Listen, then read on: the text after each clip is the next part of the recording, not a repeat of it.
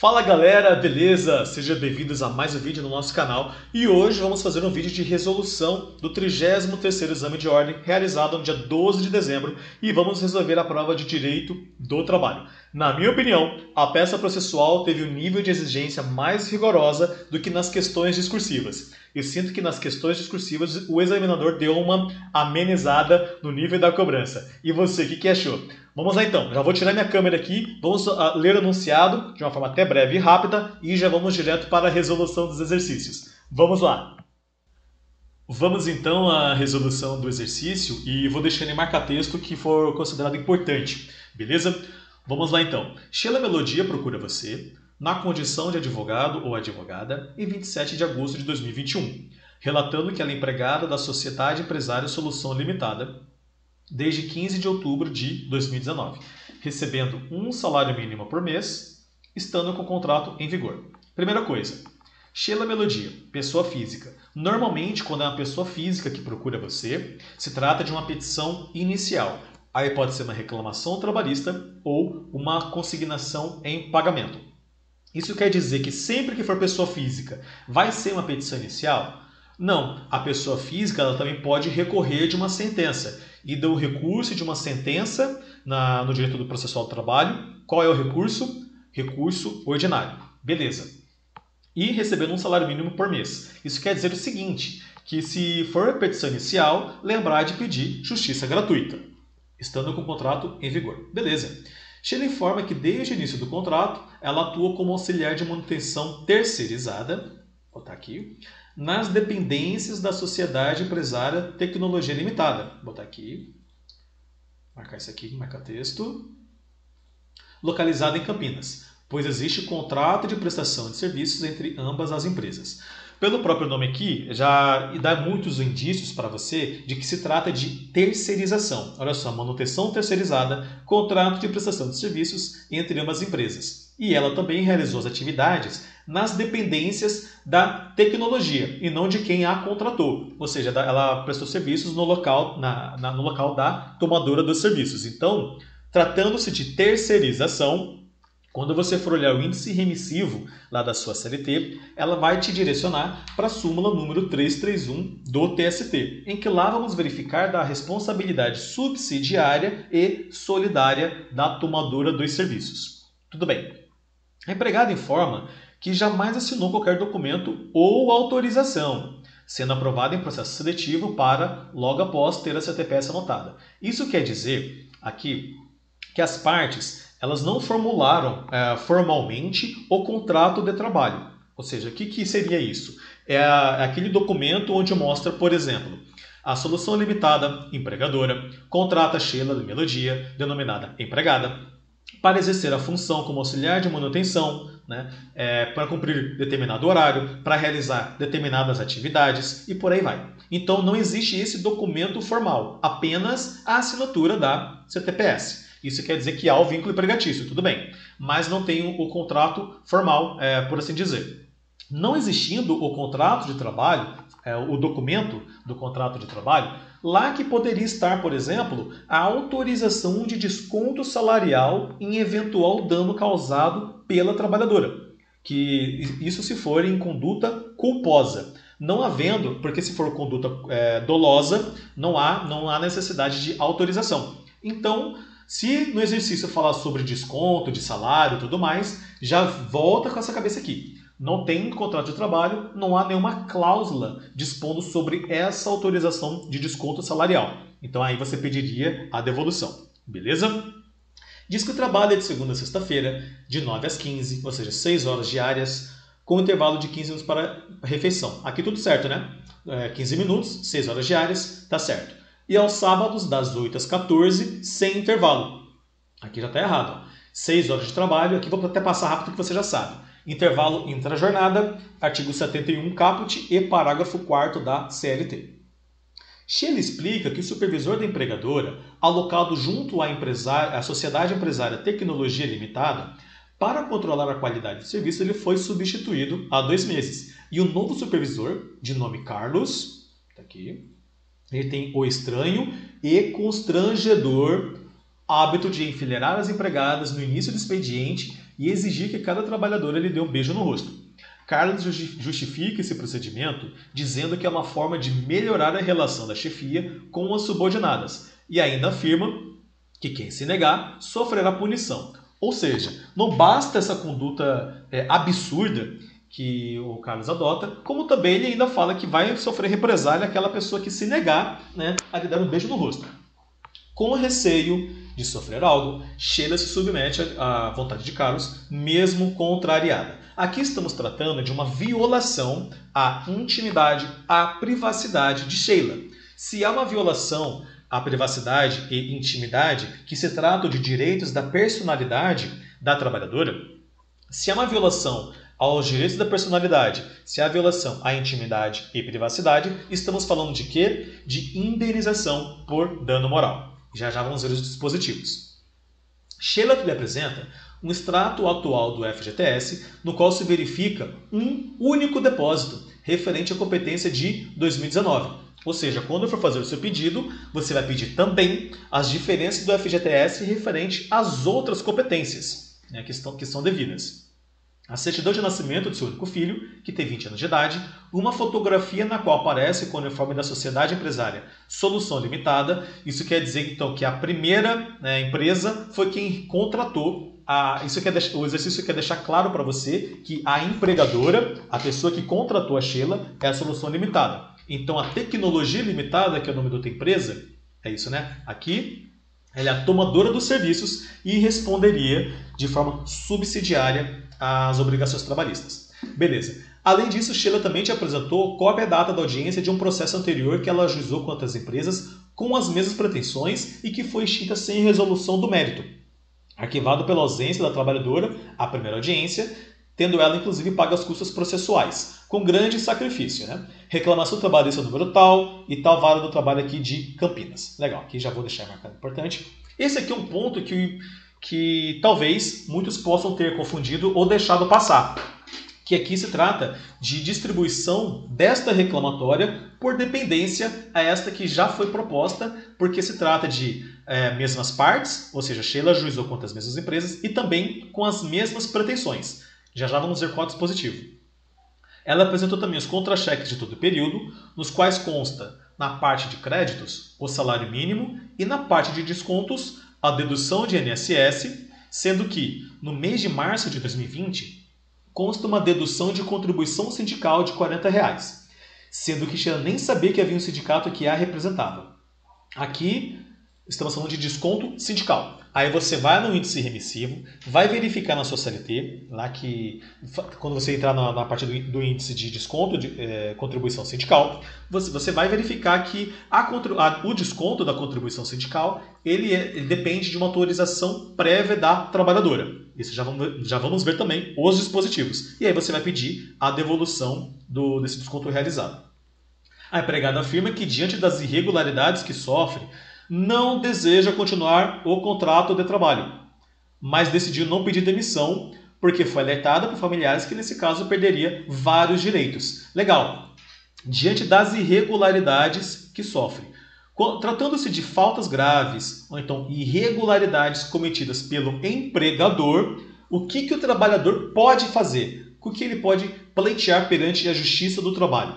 Exatamente, rescisão indireta do contrato de trabalho. Já vamos ver. Por fim, diz que sua situação financeira é periclitante e não tem recurso financeiro para ajuizar a ação, caso seja necessário adiantar alguma quantia. Mais um indício de que se trata de justiça gratuita. Elabora na condição de advogado a peça prático-profissional que melhor defenda os interesses de Sheila. Beleza, então. Aqui no caso, se trataria de reclamação trabalhista, certo? Na petição inicial, com pedido de rescisão indireta. Beleza? Vamos ver agora o ponto a ponto que vamos separando aqui para formular a estrutura dessa reclamatória trabalhista. Vamos lá. Começando então a resolução, montando a estrutura dessa reclamatória trabalhista, lembra que o primeiro passo da reclamação trabalhista é o direcionamento da sua reclamatória, onde ela será distribuída. Como foi informado no exercício que houve já uma reclamação trabalhista proposta pela reclamante, quando você for olhar no índice remissivo da sua CLT, você vai ver na questão de distribuição que, de acordo com o artigo 286 do CPC, serão distribuídas por dependência as causas de qualquer natureza, quando, tendo sido extinto o processo sem resolução de mérito, for reiterado o pedido, ainda que em litisconsórcio com outros autores ou que sejam parcialmente alterados os réus da demanda. Beleza, o primeiro passo então é saber para onde será direcionado. Vai ser direcionado àquela vara do trabalho de Campinas, informada no enunciado do exercício. Segundo ponto, justiça gratuita. Agora vamos para o mérito da questão. Justiça gratuita, de acordo com o artigo 790, parágrafo 3º e parágrafo 4º da CLT. Lá temos o requisito do benefício da justiça gratuita aos que percebem salário igual ou inferior a 40% do limite máximo dos benefícios do RGPS e também a parte que comprovar a insuficiência de recursos para o pagamento das custas do processo. Beleza, vamos agora para o próximo item da sua peça, que é a rescisão indireta.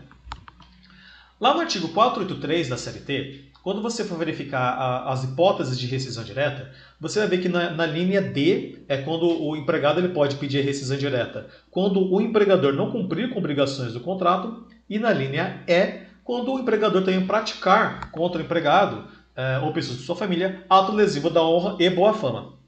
Vimos as irregularidades cometidas pela empresa, que foram quais? A supressão do intervalo entre a jornada e também a irregularidade dos depósitos do FGTS. Além também da Sheila estar obrigada a dar beijo no rosto do supervisor Carlos. Então, temos aqui duas hipóteses de rescisão indireta. Próximo item, intervalo intrajornada. Esse eu vou até passar um pouco mais rápido, porque eu tenho certeza que você já sabe de cor e salteado qual é o dispositivo que vamos utilizar. Beleza, estamos aí. Próximo item é a devolução do desconto referente à contribuição sindical. Qual é o artigo que diz respeito de que o empregado deve autorizar previamente esse desconto?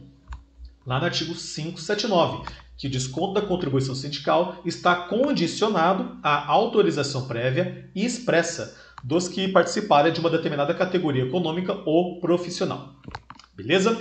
Próximo item, diferenças de FGTS.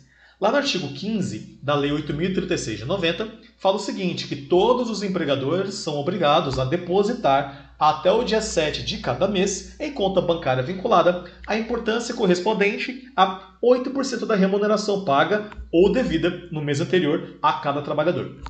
Esse é o dispositivo que você vai utilizar como fundamento para pedir as diferenças dos depósitos não realizados do FGTS. Próximo item, dano moral. Vamos separar os itens aqui.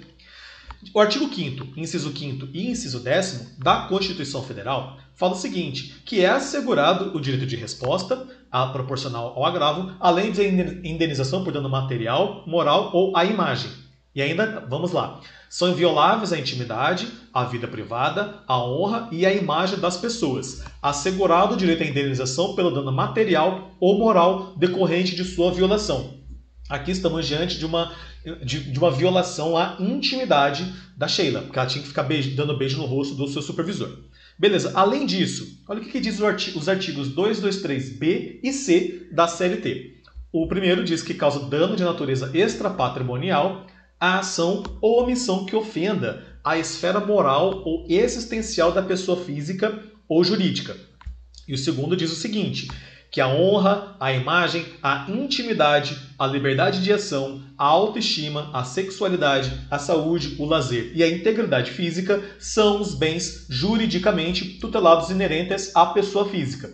Separamos os dispositivos que vamos utilizar para fundamentar o pedido da condenação por indenização por dano moral. Responsabilidade subsidiária da tomadora dos serviços. Lá no inciso 4º da súmula 331 do TST, diz que o inadimplemento das obrigações trabalhistas por parte do empregador implica a responsabilidade subsidiária do tomador dos serviços quanto àquelas obrigações. E olha o artigo 5º-A, parágrafo 5º da Lei 6.019 de 74. Informa que a empresa contratante ela é subsidiariamente responsável pelas obrigações trabalhistas referentes ao período em que ocorrer a prestação de serviços. Beleza, já separamos aqui os artigos. E vamos, para finalizar também, temos honorários advocatícios, que lá no artigo 791A da CLT. Separamos todos os artigos que vamos utilizar para fundamentar. Vamos agora montar a nossa peça processual. Vamos lá, douto juízo daquela vara informada, inclusive, não anunciado. Por quê? De acordo com o artigo 286 do CPC, vai ser distribuído por dependência a esses autos, porque já foi movida uma outra reclamação trabalhista com as mesmas partes e mesmo pedido, e houve extinção sem resolução do mérito. Então informa desta forma. E lá, a qualificação. Sheila Melodia, auxiliar de manutenção terceirizada, endereço completo, não foi informado endereço, então bota assim, né? Vem, respeitosamente, perante Vossa Excelência, por intermédio de seu advogado adiante assinado, procuração anexa, com o escritório profissional no endereço completo, onde recebe notificações ou intimações, com fruto no artigo 840, caput e parágrafo 1º da CLT, propor reclamação trabalhista. Ixi, eu esqueci só de colocar aqui em face D, tá? Aqui é em face D. Solução limitada, qualificação e endereço completos, e em face de tecnologia limitada, qualificação e endereço completos, pelas razões de fato e de direito a seguir expostas. Uma pergunta que já me fizeram. Eu coloquei aqui do lado da reclamação trabalhista, eu coloquei reclamação trabalhista com pedido de rescisão indireta. Isso vai tirar ponto? Isso está certo? Tá certo. Beleza? Vamos lá. Avançando. Mérito da justiça gratuita. Aí você primeiro expõe o fato, depois você expõe o fundamento e aí você faz o pedido. Qual que é o fato? A reclamante ela percebe remuneração mensal correspondente a um salário mínimo e não possui recursos para arcar com os custos do processo. Beleza, nos termos do artigo 790, parágrafo 3º e parágrafo 4º da CLT, o benefício da justiça gratuita ele pode ser concedido, inclusive, àqueles que perceberem salário igual ou inferior a 40% do limite máximo dos benefícios do regime geral de previdência social. E também que comprovarem insuficiência de recursos para pagamento das custas do processo, o que ocorre no presente caso. Diante do exposto, requer a concessão dos benefícios da gratuidade de justiça. Simples, desse jeito, objetivo e direto. Fato, fundamento e pedido. Você expõe a situação fática, depois você mostra em qual dispositivo está aquele direito que foi violado, e aí você faz o seu pedido. Vamos lá, vamos avançando. Agora, rescisão indireta. Considerando que não foi concedido o intervalo mínimo de 15 minutos para repouso e alimentação, referente ao labor aos sábados, nos termos do artigo 71, parágrafo 1º da CLT, bem como que são devidos os depósitos do FGTS não realizados, exceto da competência de novembro de 2019, e também que a reclamante teve os seus direitos da personalidade violados por ser obrigada a dar beijo no rosto do supervisor Carlos no início do seu expediente. Certo é que a empregadora incorreu em faltas graves a tornar inviável a mantença da relação empregatícia. Exposição fática. Agora, qual é o dispositivo? Nos termos do artigo 483, alíneas D e E, o trabalhador poderá considerar rescindido o contrato e pleitear a devida indenização quando o empregador não cumprir com as obrigações do contrato, já apresentamos quais são as situações, e também quando o empregador ou seus prepostos praticar contra o trabalhador ou pessoas de sua família ato lesivo da honra e boa fama, que é o quê? A Sheila ser obrigada a ficar dando beijo no supervisor Carlos no início do seu expediente. Agora, vamos finalizar. Diante do exposto, nos termos do 483, alíneas D e E, requer a declaração da rescisão indireta do contrato de trabalho, e aí você vai ter que pedir também a condenação ao pagamento das verbas rescisórias referentes a uma rescisão indireta, que seria aviso prévio, saldo de salário, férias proporcionais, na razão de 10/12, acrescidos do terço constitucional, 13º proporcional, na razão de 8/12, guias para saque do FGTS e encaminhamento ao seguro-desemprego, e também a multa de 40% do FGTS. Legal? Vamos avançando aqui. Intervalo entre a jornada. Esse eu vou até passar um pouco rápido. A reclamante cumpriu jornada de trabalho, segunda a sexta-feira, das 9 horas às 15 horas, com intervalo de 15 minutos para refeição, e aos sábados, das 8 às 14, sem intervalo, marcando corretamente os 14 pontos. De acordo com o artigo 71, parágrafo 1º da CLT, não excedendo de 6 horas do trabalho, será obrigatório o intervalo de 15 minutos quando a duração ultrapassar 4 horas. Diante do exposto, requer a condenação das reclamadas ao pagamento dos 15 minutos diários inobservados, referentes ao labor aos sábados, com adicional de 50% sobre o valor da hora normal, nos termos do artigo 71, parágrafo 4º da CLT. Devolução do desconto sindical. Em março de 2020, a reclamante sofreu desconto no seu salário no valor de R$ 40, referente à contribuição sindical, sendo que sequer tinha conhecimento da existência do sindicato que a representava. Nos termos do artigo 579, o desconto da contribuição sindical está condicionada à autorização prévia e expressa do empregado, o que não ocorreu no presente caso. Diante do exposto, requer a condenação das reclamadas ao pagamento do valor referente ao desconto realizado a título de contribuição sindical. Legal? Diferenças de FGTS. De acordo com o extrato atual do FGTS, verifica-se um único depósito referente à competência de novembro de 2019. Exposição fática. Vamos para o fundamento. Nos termos do artigo 15 da Lei nº 8.036, de 90, todos os empregadores ficam obrigados a depositar até o dia 7 de cada mês, em conta bancária vinculada, a importância correspondente a 8% da remuneração paga ou devida no mês anterior a cada trabalhador. Diante do exposto, requer a condenação das reclamadas ao pagamento de diferenças do FGTS referentes aos depósitos não realizados. Dano moral. A reclamante foi obrigada a dar beijo em seu supervisor, Carlos, sempre no início do expediente, sendo que o supervisor deixou claro que aquelas trabalhadoras que não lhe dessem beijo no rosto sofreriam punição, o que deixou a reclamante constrangida e contrariada. Nos termos do artigo 5º, a primeira foi a exposição fática, agora vamos para os dispositivos, o fundamento.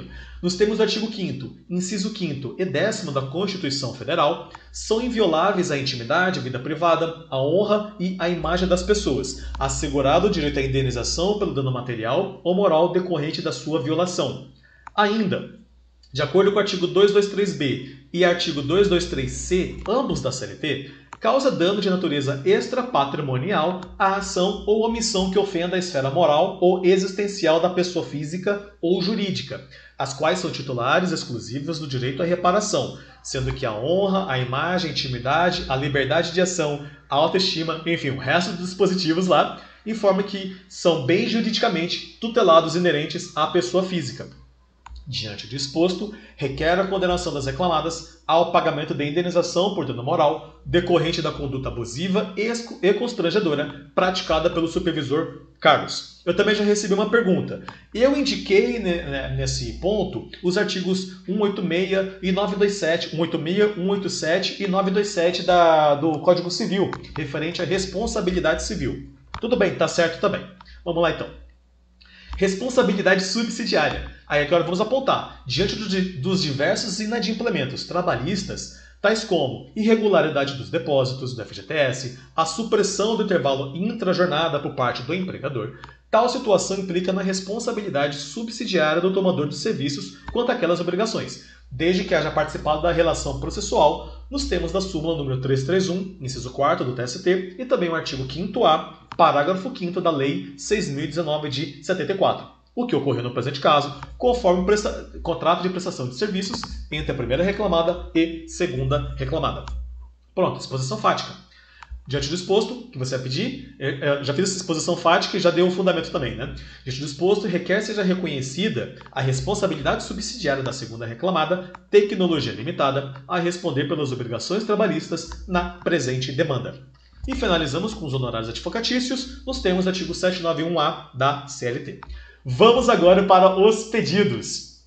Agora vamos lá, diante do exposto, o que você vai requerer? A concessão do benefício da justiça gratuita, a declaração da rescisão indireta, a condenação das reclamadas ao pagamento do intervalo intrajornada, também ao pagamento do valor referente ao desconto realizado, as diferenças do FGTS. Eu estou passando um pouco rápido, mas eu sei que você escreveu dessa forma e também você pode, qualquer coisa, você pode pausar e dar uma lida nesse slide. Mas vamos lá. Ao pagamento das diferenças de FGTS, a condenação ao pagamento da indenização por dano moral, em razão da conduta abusiva e constrangedora praticada pelo supervisor Carlos, a responsabilidade subsidiária da segunda reclamada e a condenação ao pagamento dos honorários advocatícios. Então é isso. No mérito, você fala sobre a tese jurídica, bota daquela forma exposição fática, depois os fundamentos e o pedido, e depois lá nos pedidos você elenca todos eles.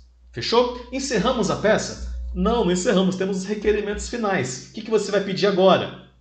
A notificação das reclamadas para apresentar a contestação ou resposta à sua reclamatória trabalhista, sob pena de revelia e confissão quanto à matéria fática, a produção também de todos os meios de prova em direito admitidos, em especial prova documental, depoimento pessoal e também a oitiva de testemunha, a procedência dos pedidos com a condenação das reclamadas ao pagamento das verbas postuladas, acrescidas de juros e correção monetária. Atribui-se a causa, lembra que a petição inicial tem que ter valor da causa. Atribui-se a causa o valor D, correspondente à somatória dos valores dos pedidos. Finaliza daquele jeito. Nesses termos, pede deferimento, local e data, advogado, OAB. E é isso, pessoal. Essa é a nossa reclamatória trabalhista, que, na minha opinião, teve uma boa exigência de conhecimento pelo examinador. Vamos agora ver as questões discursivas, que, na minha opinião, já teve um certo equilíbrio, deu uma amenizada aqui no nível da exigência. Vamos lá. Primeira questão. O Flávio ele era auxiliar de limpeza e aqui, para ser até um pouco mais rápido, para não deixar um vídeo muito longo, eu vou já disponibilizar os dispositivos, beleza? O Flávio ele era auxiliar de limpeza em uma empresa terceirizada trabalhando no aeroporto internacional da cidade. Ele era encarregado da limpeza de 5 banheiros, sendo que cada um deles deveria ser limpo pelo menos 4 vezes no turno de cada empregado, em razão do intenso uso pela grande circulação de passageiros. Eu já deixei até em marca-texto aquela parte bem importante, que o exercício vai te dando dicas de como que você vai resolver a questão. Já mostrou grande circulação de passageiros. Beleza. Logo após ter sido dispensado, o Flávio ajuizou reclamação trabalhista, postulando adicional de insalubridade. A empresa reconheceu o número de banheiros e também a quantidade de vezes que o Flávio realizou a limpeza nos banheiros e que estava corretamente informado na petição inicial.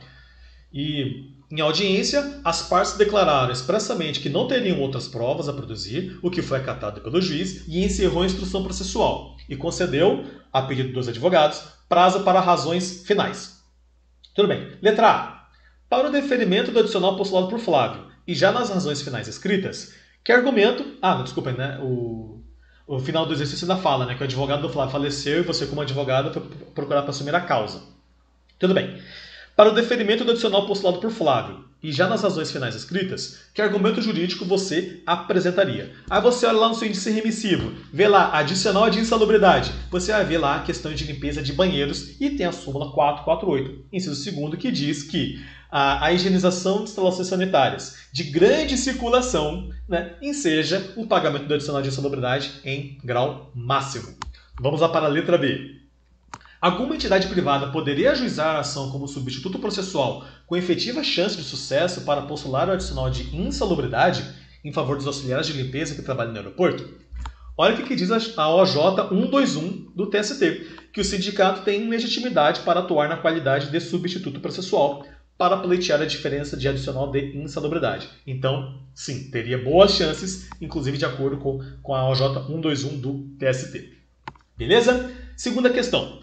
Kleber é motorista rodoviário da Aviação Canela Limitada e atua na área urbana do município de Recife. Quando da sua admissão, em outubro de 2021, o Kleber não assinou qualquer documento, mas teve a CTPS regularmente assinada. Após realizar 2 semanas de ambientação na empresa e se submeter a exame toxicológico, Kleber iniciou suas atividades profissionais. Em determinado dia, por desatenção, Kleber avançou um sinal luminoso de trânsito vermelho e, dias depois, seu empregador recebeu uma multa por essa razão. Diante dessa multa, o empregador descontou o valor integral no mês seguinte do salário do Kleber, o que corresponde a 10% do salário do Kleber. Tudo bem. Letra A. Como advogado do Kleber, que tese jurídica você adotaria contra o desconto efetuado para se justificar a sua devolução? De acordo com o artigo, aí você vai lá no seu índice remissivo, vê descontos e você vai verificar muitos pontos lá que vai te direcionar para esse artigo 462, parágrafo 1º da CLT, que diz o seguinte: ao empregador é vedado efetuar qualquer desconto nos salários do empregado, salvo quando este resultar de adiantamentos de dispositivos de lei ou de contrato coletivo. E olha o que diz o parágrafo 1º, que em caso de dano causado pelo empregado, o desconto será lícito, desde que esta possibilidade tenha sido acordada. Observe que no enunciado informa que não houve assinatura de qualquer documento, mas tão somente a assinatura da CTPS. Isso quer dizer que as partes não formularam o contrato de trabalho, não tem esse documento formal. Beleza? E lá no contrato de trabalho, que as partes convencionam as cláusulas, inclusive sendo possível incluir lá esse desconto a ser realizado em caso de dano causado pelo empregado, caso seja uma conduta culposa. Se for dolosa, não precisa de autorização. Legal? Letra B. Caso Kleber quisesse postular indenização por dano moral, por ter sido obrigado a se submeter a exame toxicológico, e, no entender dele, violaria a intimidade e a privacidade. O que você, como advogado do Kleber, recomendaria? Olha só, ele é motorista, certo? E quando você coloca no seu índice remissivo, vai direto para os dispositivos de motorista profissional. Olha o que diz o artigo 235b, inciso 7º. São deveres do motorista profissional empregado submeter-se a exames toxicológicos. Além disso, olha o que diz o artigo 168, parágrafo 6º da CLT. Serão exigidos exames toxicológicos previamente à admissão e por ocasião do desligamento, quando se tratar de motorista profissional. Então, se o Kleber pergunta para você se ele pode vir a pleitear uma indenização por dano moral por ter sido obrigado a se submeter a exame toxicológico, então nada a fazer. Fala que não cabe nenhuma indenização porque é autorizado com base nesses dois artigos. Legal? Vamos para o próximo exercício. Rosalina é empregada da Sociedade Empresária Entregas Rápidas Limitada, há 2 anos. E no mês de agosto de 2021, apresentou ao empregador atestado médico falso para bono de 3 dias de falta. E logo após, outro atestado adulterado. Tudo bem, a empresa verificou que era atestado falso e te procurou, né? Se você fosse advogado da empresa, cujo desejo é dispensar Rosalina por justa causa, como enquadraria a conduta da empregada na CLT? Quando você for ver as hipóteses previstas para a demissão por justa causa no artigo 482 da CLT, lá são várias hipóteses. Na primeira já mostra ato de improbidade. O que é uma pessoa improba? É uma pessoa desonesta, falsa, então ela está praticando atos de desonestidade, que é ato de improbidade. Legal? Letra B. Se Rosalina fosse dispensada por justa causa e não comparecesse à empresa no prazo legal para receber o saldo salarial, que medida judicial você adotaria na defesa dos interesses do ex-empregador? Aqui é aquela coisa. A empresa quer pagar as verbas rescisórias. O trabalhador não compareceu ou não quer receber as verbas. Ou faleceu e a empresa não sabe para quem deve pagar. Qual é a medida cabível? Ação de consignação em pagamento nos termos do artigo 539 da CLT. Vamos lá para o próximo exercício. Você é advogado de Rodrigo que ajuizou reclamação trabalhista contra o ex-empregador. Depois de regularmente contestado e instruído o feito, a sentença foi publicada julgando improcedentes os pedidos formulados, fixando as custas em R$200 e também deferiu a justiça gratuita. Beleza. Diante da improcedência, você interpôs recurso ordinário no prazo legal, mas por descuido no preenchimento da guia própria, recolheu apenas R$20 de custas, em vez dos 200. A empresa, em contrarrazões, requeriu ao juiz de primeiro grau que fosse negado o seguimento ao recurso porque haja vista a insuficiência do preparo. Que requerimento você apresentaria para tentar viabilizar o recurso?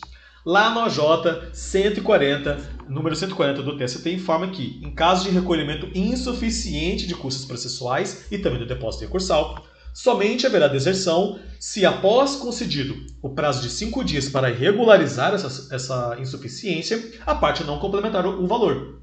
Além disso, artigo 1007, parágrafo 2º do CPC, informa exatamente isso, que a insuficiência no valor do preparo implicará deserção se o recorrente, intimado na pessoa do seu advogado, não vier a suprir no prazo de 5 dias. Então, que requerimento você apresentaria? O prazo de 5 dias para complementar as custas processuais com base nesses dispositivos. Letra B. Caso o requerimento fosse indeferido e o juiz de primeiro grau negasse seguimento ao recurso por deserto, acatando a tese da sociedade empresária, qual medida judicial você utilizaria? Agora eu vou te perguntar uma coisa. Qual é o recurso cabível face à decisão que nega seguimento a recurso? Agravo de instrumento, exatamente. Aqui, ó, cabe agravo, de acordo com o artigo 897, a linha B, cabe agravo, no prazo de 8 dias, de instrumento dos despachos que denegarem a interposição de recursos. É isso aí então, pessoal. Fizemos aqui a resolução do 33º exame de ordem, realizado no dia 12 de dezembro e na prova de Direito do Trabalho. Na minha opinião, mantenho que a peça processual teve um nível de exigência mais rigoroso do que nas questões discursivas. E você, o que achou? Deixe nos comentários. Desde já, eu parabenizo a todos vocês que se esforçaram e que estão em busca do sucesso que todos vocês almejam. Desejo tudo de bom e o maior sucesso para todos vocês, futuros e futuras advogados e advogadas. Vejo vocês no próximo vídeo. Até mais!